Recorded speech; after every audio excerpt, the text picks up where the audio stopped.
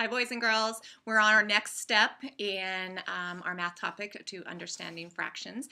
This topic is called fractions and division. So we're going to learn now how to take a whole and divide it into parts, because you remember the fraction is the parts of the whole, and that's what we learned in the last lesson. So I'm going to teach this using a visual method, and then I'm going to go ahead and write it up on the board so that you can see it using mathematical equations. So I want you to imagine you've just gone to the grocery store with your mother and you were able to get a candy bar, and you're so excited because you can't wait to eat the entire candy bar all by yourself.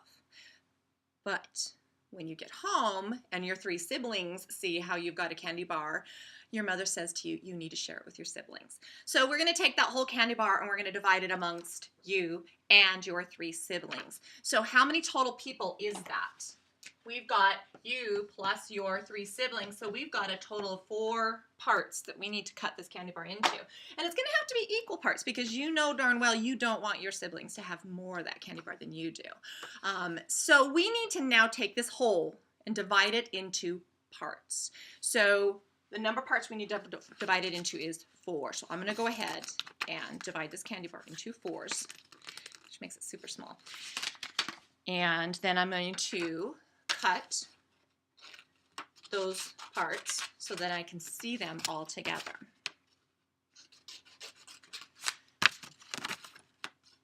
All right, so here's the candy bar now cut up into 4 equal parts. And so the total number of parts that we have, our total number of sections is 4. And if you remember, it's at the numerator or is that the denominator?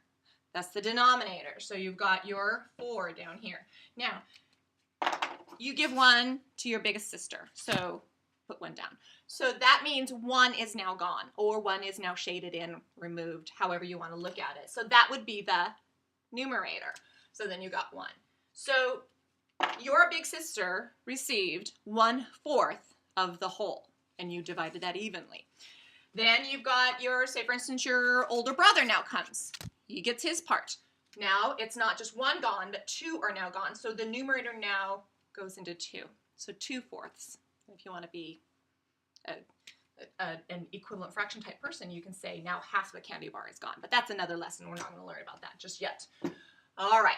So you get the point with the pictures and the sections. And now see, these were the 2 sections that went to your big brother and your big sister. Those would be the shaded in pieces. And then here's the leftovers. All right. So now let's actually look at that from the perspective of an equation. So if you've got 1/4, and remember you have 4 total people. So you have 1 candy bar that needs to be divided among 4 people total. Do you see a relationship between these numbers that were used in the fraction and these numbers up here? You should, because it's the same numbers. All right, so let's look at this. Can we do this systematically? Can we say 1 goes up in the numerator and 4 goes down in the denominator? Yes, we can. The book tells us that the easy way to do that is to look at it and take your first number, make that your numerator. Second number, make that your denominator. And then that will help you with fractions and division. Thanks.